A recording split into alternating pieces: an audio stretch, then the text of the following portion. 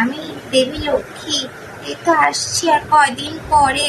ভুলে গেলে চলবে নাকি? বেশি করে নারকেল নাড়ু বানিয়ে রাখবে। আমি আসার সময় আমার পতিদেব নারায়ণের জন্য নিয়ে আসবো কিন্তু।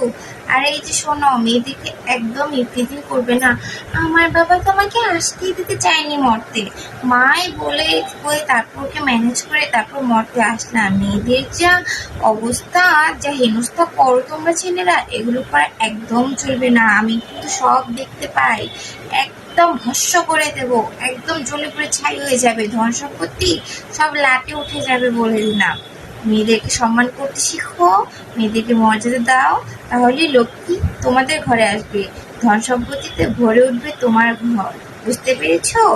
মেয়ে বলে তাকে ফেলে দেবে কেন? ছেলে বলেই কেন মেয়ের ঘর? মেয়ে কেন? মেয়ে কি দুই ঘরের প্রদীপ হয় না? ছেলেরাই শুধু ঘরের প্রদীপ হয় নাকি?